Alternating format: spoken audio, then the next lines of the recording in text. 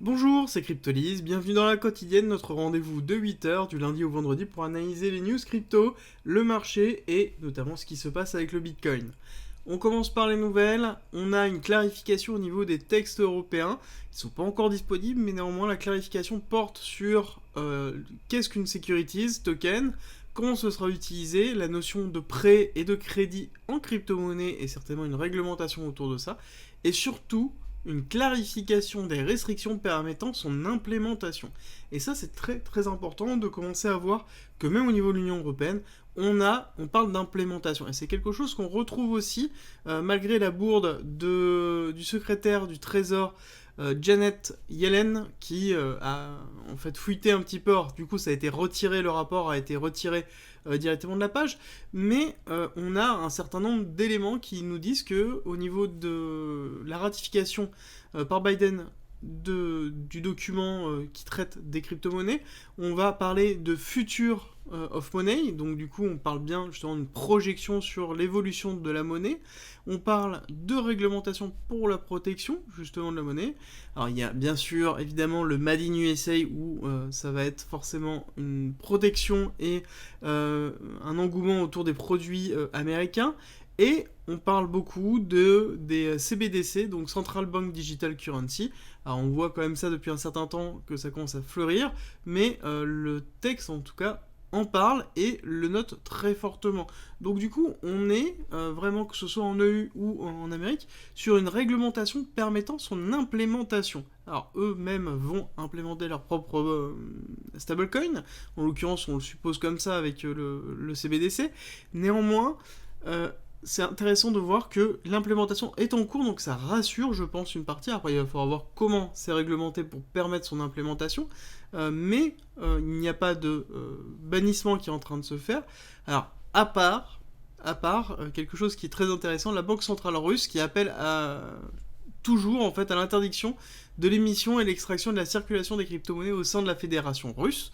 Après, c'est quelque chose qui est à part et qui est logique en même temps, étant donné que si tous les Russes utilisent des crypto-monnaies, ça sous-entend que on va avoir une pression monétaire fiat sur notamment le rouble, qui va être beaucoup plus importante qu'à l'heure actuelle, et vu l'état du rouble à l'heure actuelle, vaut mieux peut-être pas. Et c'est vrai qu'on aurait une inflation massive interne, parce que forcément pas tous ne pourraient avoir tout simplement accès aux crypto-monnaies, donc on se retrouverait sur partiellement des personnes qui auraient du rouble qui serait excessivement dévalué, et ceux qui ont pu faire le transfert sur de la crypto-monnaie refuge anti-inflation entre guillemets, et du coup une pression qui a été faite sur le rouble beaucoup plus importante que maintenant. Voilà.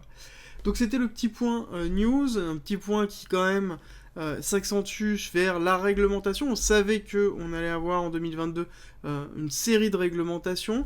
Bon, on n'a plus qu'à attendre de voir les textes directement, voir les ratifications qui vont se faire. C'est à surveiller, mais pour moi, je suis un petit peu plus rassuré.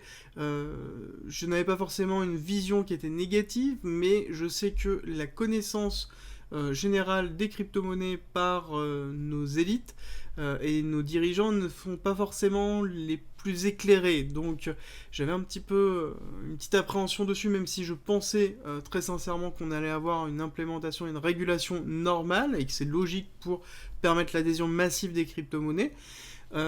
J'avais peur que la première phase de réglementation allait être très chaotique et très sévère. A priori, ça n'a pas forcément l'air d'être le cas, mais on attend encore d'avoir les textes, que pour l'instant, ça reste que de l'hypothétique, que de la fuite. Tout peut changer du jour au lendemain, donc on fait très attention encore par rapport à ça. Rejoins-nous sur Discord, tu y retrouveras notamment ma stratégie d'investissement qui est disponible gratuitement. Je montre comment je construis mon bag, le fonctionnement de mes optimisations, quand acheter, quand vendre, tout pour éviter justement les principaux pièges. Si tu aimes mon contenu, like, partage et abonne-toi, ça m'aide énormément.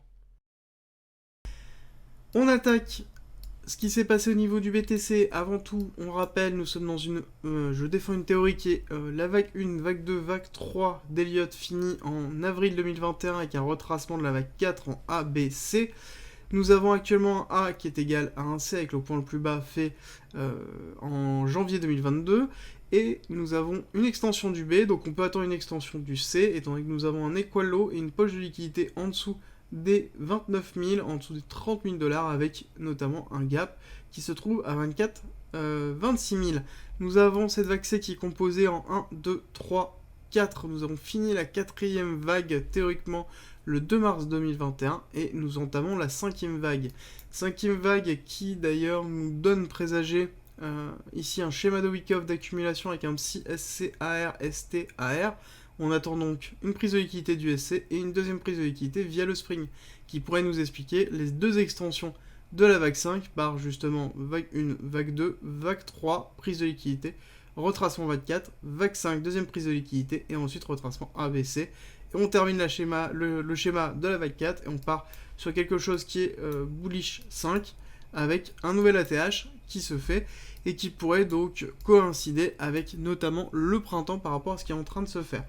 Néanmoins, on avait commencé à parler pas mal de choses par rapport à hier, ce qui était en train de s'effectuer.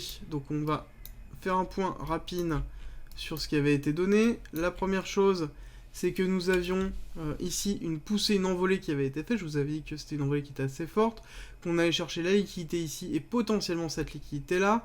On avait d'ailleurs, je n'ai pas remis, on le remet tout de suite, hop, un certain nombre d'éléments. On avait ici la première impulsion haussière qui nous donnait un signal à 1,618 à 41 000. On voit qu'on a perforé ça et on est allé titiller le deuxième sans prendre la liquidité.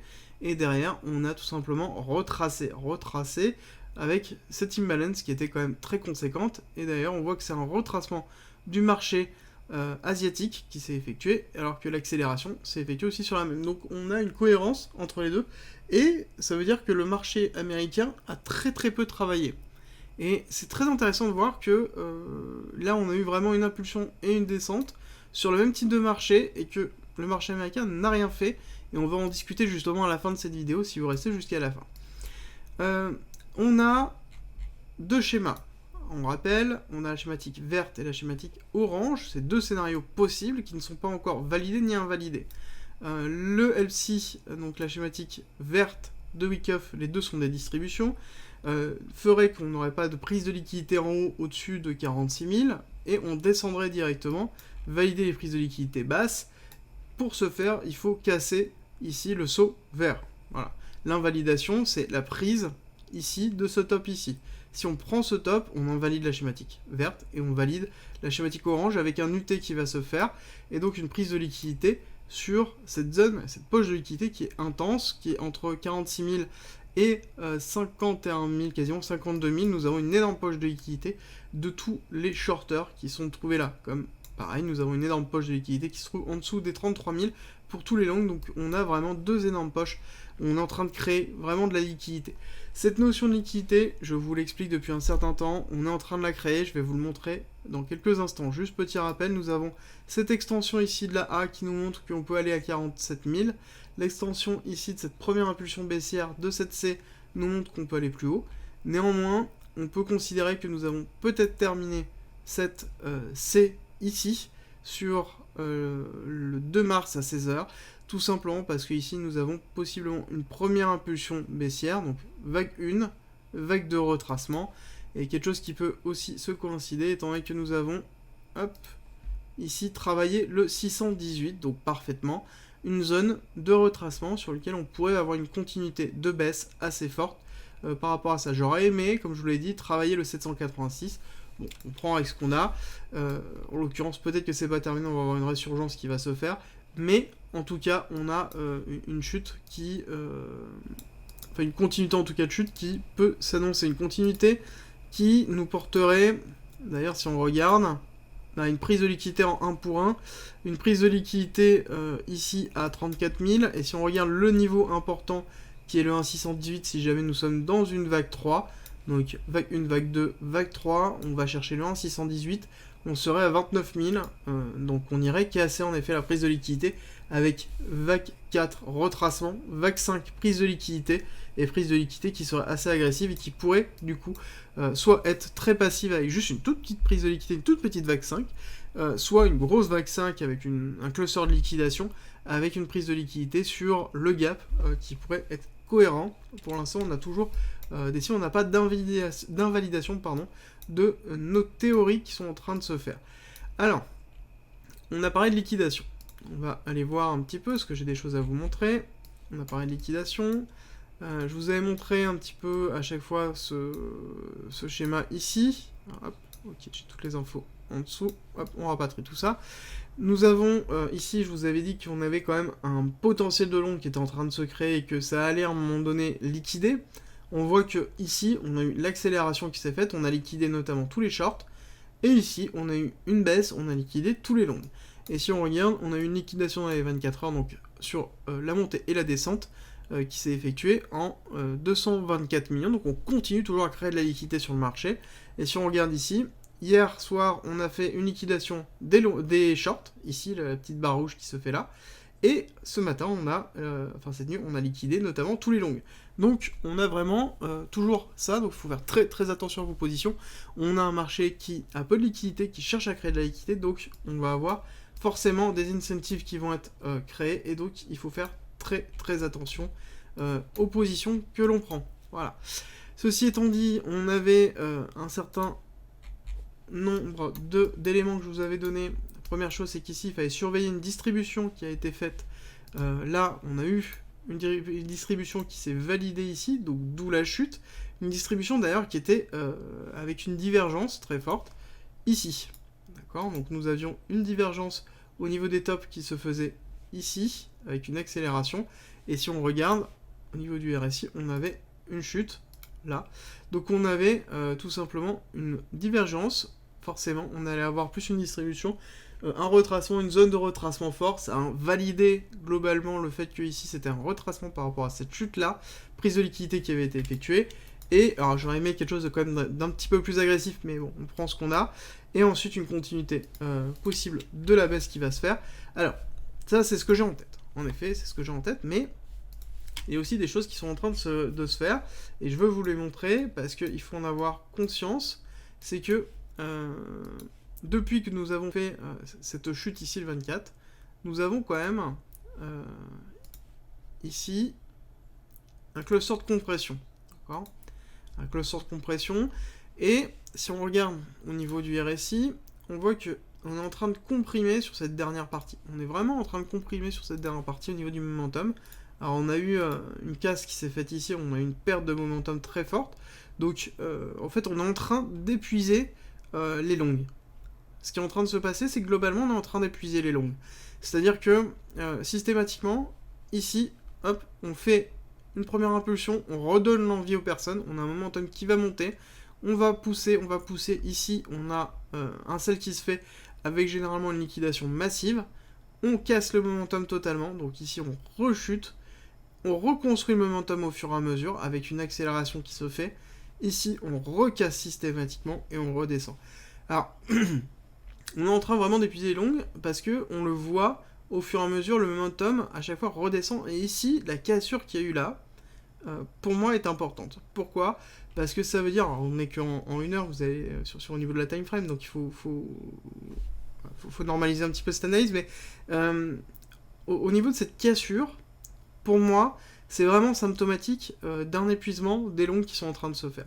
Donc on est en train de comprimer le cours, on est en train de créer une zone d'explosion avec un épuisement des longues.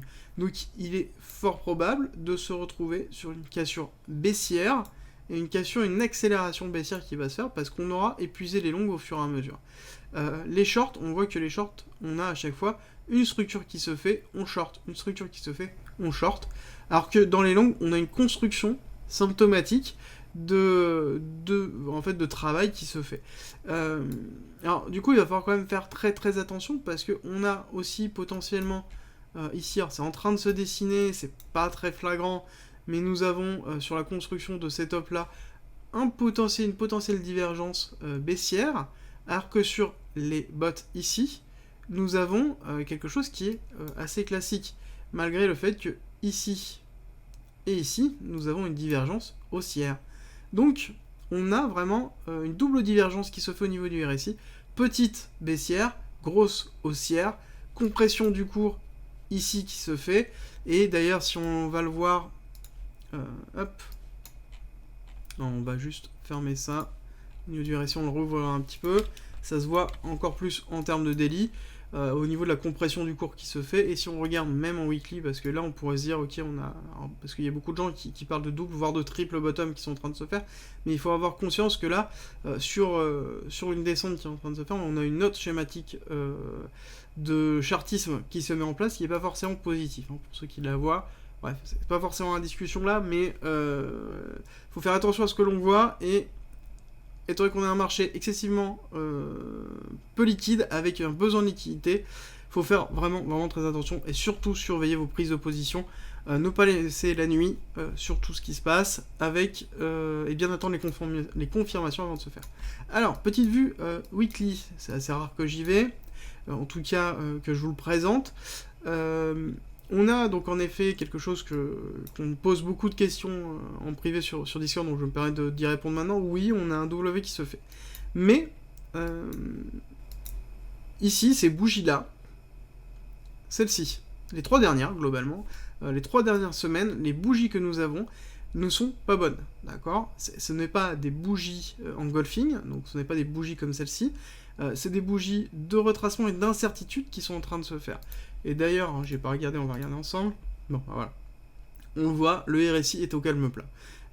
Généralement, quand c'est comme ça, ça veut dire que nous avons un épuisement du cours qui est en train de se faire, et c'est cohérent avec la possibilité de prise de liquidité. D'accord ? On a ici une petite structure qui se met en place, mais globalement, on a quelque chose qui est quand même assez plat, malgré le fait que normalement, dans un beau W, on devrait avoir une reprise du momentum, avec potentiellement des passages au-dessus de 50.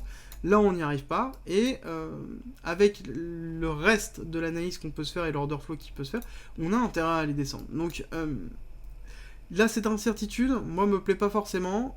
Il va falloir faire très attention au niveau des prochaines bougies qui vont se faire, et si jamais le W Weekly se valide, il est très important pour que ça se valide, qu'on ait une belle session, donc avec une belle bougie qui se fait, qui nous montre vraiment une intention et une validation. Une validation, comme ici on aurait pu avoir, avec ici on a cassé, on a validé la bougie au-dessus, et derrière on a eu un pullback qui s'est fait, qui a été ravalé, et on est parti.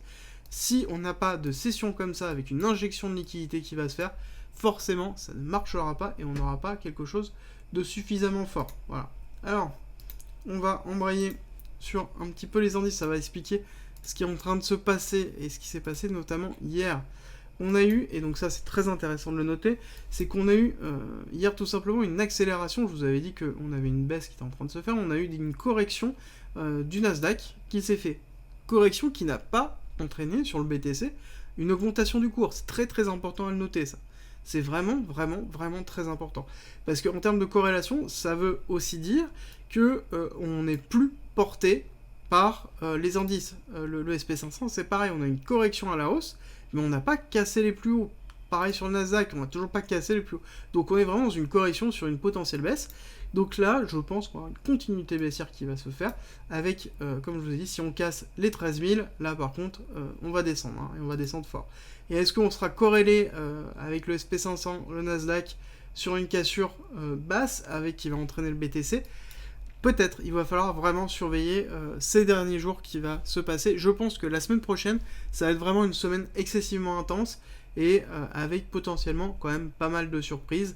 On nous indique quand même vachement le bas, on est en train de comprimer le cours, on a un épuisement des longues. Est-ce que c'est le tout un piège pour nous dire qu'on est en train de repartir, donc on épuise les longues pour pouvoir repartir à la hausse? Est-ce que tout simplement on est en train d'épuiser les longues pour ensuite squeezer les shorts, descendre, prendre la liquidité du bas et ensuite repartir?